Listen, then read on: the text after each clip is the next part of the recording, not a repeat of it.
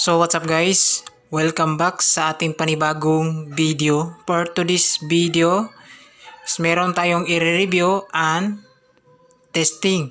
Ito pala yung amplifier na dinala dito last mga araw, no? So medyo ngayon lang natin na-fix dahil medyo free time na tayo. Kasi last day is medyo busy tayo sa pagbuo ng mga order na speaker box. So dito pala mga guys, ito pala yung unang version na Joson Jupiter. Kasi latest ngayon is meron ng Joson Jupiter Max. So ito yung unang labas na Joson Jupiter na amplifier. So konting review natin dito. Alam ko meron nang nag-review dito sa YouTube, sa Facebook. So share lang natin guys para naman sa ating mga subscribers na hindi pa nakapanood sa ganitong klase na amplifier. So sa kanyang casing guys, ito pala siya, makapal yung handle niya. Yan. Tapos yung design niya is a powered amplifier talaga yung design niya dito. Merong kabitan ng screw sa torque case. Yan. So sa harap, nandito yung kanyang power switch. Nandito yung channel A volume, channel B volume.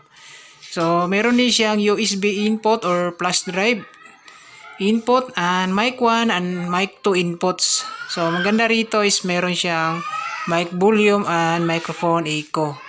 So meron din siyang bass and treble para sa music. Siyempre meron din siyang balance. So dito guys, ito yung kanyang display kapag naka-power na tayo. Makikita natin dito guys kapag siselect natin yung input dito. So papakita natin yung kanyang likuran. So ito naman yung kanyang likuran guys. Kada gilid is meron po siyang blower. Yan. So yung function ng blower dito is palabas po ito, dalawang blower. So maganda rito is makapal yung kanyang AC cord, standard size. Tsaka meron din siyang fuse sa primary transformer which is 15 ampere yung ginamit.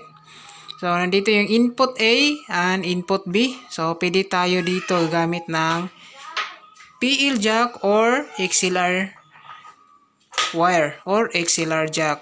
So meron din siyang stereo, parallel and bridge mode sa input. So pwede natin to mai-bridge. So itong klase ng amplifier is parang powered amp design kasi pwede natin to siya i-bridge. So sa kanyang output is meron siyang binding post type tsaka speak-on type which is A output and B output. So pwede natin to mai-bridge. Nandito yung kanyang bridge. So positive and negative. So sa kanyang laman naman guys, ito yung kanyang laman ng mismong Joson Jupiter. Yan. So ito pala yung may sira dito na channel B. So na-fix na natin to. Napalitan na natin to ng mga parts. Yan. So ito pala yung mga pisa na natanggal natin. Yan, mga power transistors, mga drivers, at saka 5 watts na resistors. Yan. So dito, hindi lang natin na ipakita sa pag-vlog natin dito, sa pag-repair natin kasi medyo busy po tayo sa mga nakarang araw. Tinatrabaho ko lang to sa mga gabi na free time tayo. Yan. So ito guys, ito lang yung main sira niya sa channel B at saka sa relay dito. Meron tayong pinalitan na pisa, resistor and Zener diode. Yan. So dito, pumutok din yung fuse dito. Nilagyan na rin natin ng fuse. So fuse pala gamit nila dito is 20 ampere sa secondary. So check natin yung kaniyang transformer dito. Yan, sa kaniyang transformer guys. Yan, medyo may kalakihan din. Tapos mataas din yung kaniyang transformer.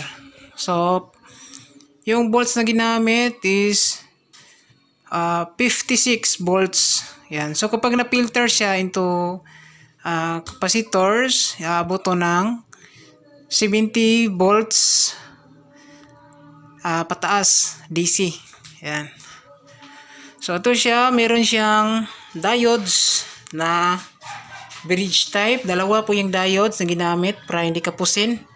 Tapos yung capacitors na ginamit is 10,000 microfarad with 80 volts na merong 6 pieces naka series and parallel connection.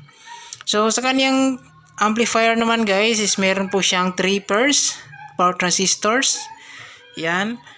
Tapos yung kanyang mga drivers niya guys, malaki yung ganyang drivers. Tapos yung mga resistors na gamit is 1/4 watts. So ito 1/2 watts, ito na yung bagong pinalit natin. Yan, kasi wala tayong 1/4 watts. So pinalitan natin ng 1/2 watts. So mas mainam na ginamitan natin 1/2 watts para hindi agad iinit. So dito guys, nandito yung kanyang speaker relay ng A and B. Isa lang sila. So yan guys, yung 3 pairs per transistors yung gamit sa Joson Jupiter na version 1. So overall ito yon, makapal naman yung kanyang mainboard. Hindi agad ma-bench or mayupi guys kasi makapal po yan. Tapos mga ginamit na parts dito is mga original. So ito pala amplifier guys, yung medyo matagal na rin to ginagamit sa may-ari nito. Almost 2 years na po ito ginagamit niya.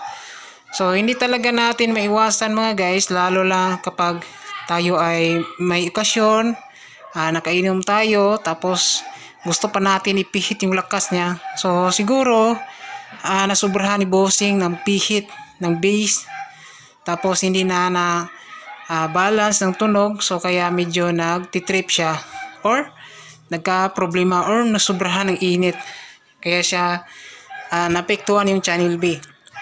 So kagandahan ni Joson is meron siyang fuse. So kung wala siyang fuse, malamang maapektuhan yung channel A dito. So dahil meron siyang fuse, dito lang yun napektuhan. Pumutok agad yung fuse niya. Yan. So overall guys, okay naman ganitong klase na amplifier. Ito na yung integrated powered up design. So hiwalay yung kanyang volume sa A and B. Tsaka meron din siyang Bluetooth input at tsaka USB. Yan. So ngayon i-test natin to sa ating speakers dito. Si-set up natin sa labas. So direct lang tayo ngayon. Set up natin. Gagamit na tayo ng Bluetooth. Hindi tayo gagamit ng mixer or mga processors. Direct lang natin para ma-sound check natin guys. So stay tuned mga guys. So yan guys, magsiset up tayo. Dito yung kabila yung mga speakers natin. Yan. So pinutungan pala natin ng mga amplifier, no. So medyo mabigat to. So hindi na lang natin gagamitin yung MCB natin loaded na Joson. Ito lang yung gamitin natin, full range.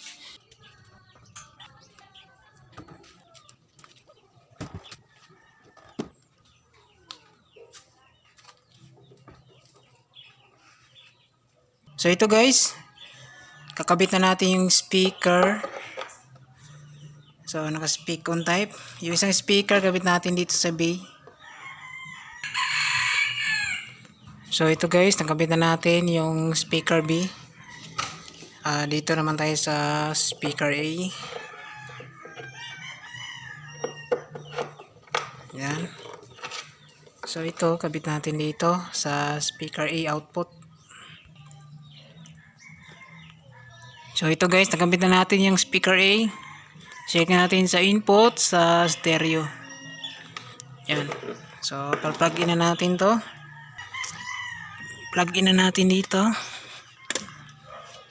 Tapos power on. Sa input natin, select natin yan sa Bluetooth. Yan, Bluetooth. Connect natin yan. Select man tayo music, tapos on natin yung Bluetooth. Yan, connected na siya. So play muna tayo ng music.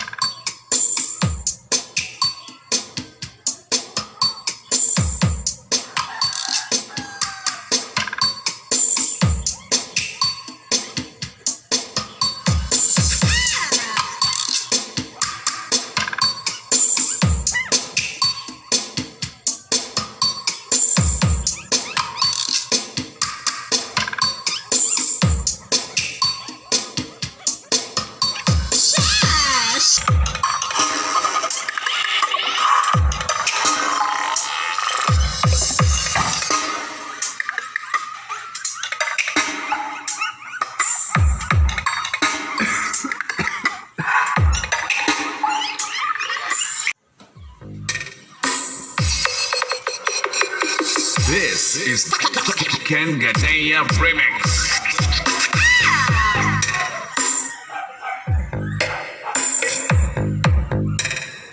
Alang-alang mo rin.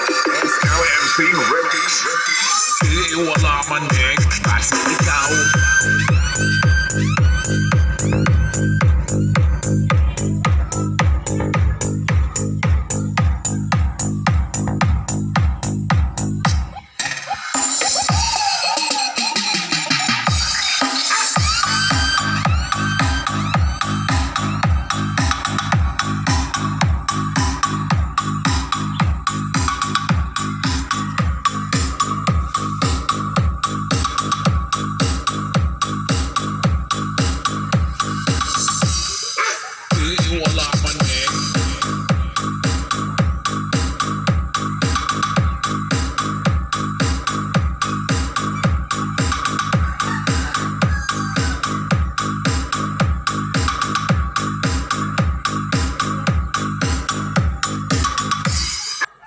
So yan guys, no, na testing na natin itong bagong repair natin na Joson Jupiter amplifier na semi powered amplifier siya. Yan. So okay na to guys, pwede na to ihataw ni owner itong amplifier niya. Yan. So mas na speaker talaga dito, yung mas na mas talaga yung ibigay niya is around 500 watts to lagay na lang natin sa 500 watts to 1000 watts, no? Yan. Pero yung 1000 watts niya is kukulangin talaga. Yung kaya lang ni ipersa niya yung natural na lakas. So kung gusto mo yung malakas talaga, yung 1000 watts is direct to powered amp. Yan. So 3 pairs 56 volts, sok na pang bahay. Tsaka pwede na sa event. Maganda ito gamitin sa pang full range tulad nito. So pwede rin ito gamitin sa pang subwoofer. Gamitan lang ng mixer, EQ, and crossover para dagdag puwersa. So yan guys, maraming salamat. Tsaka God bless. Ingat tayong lahat.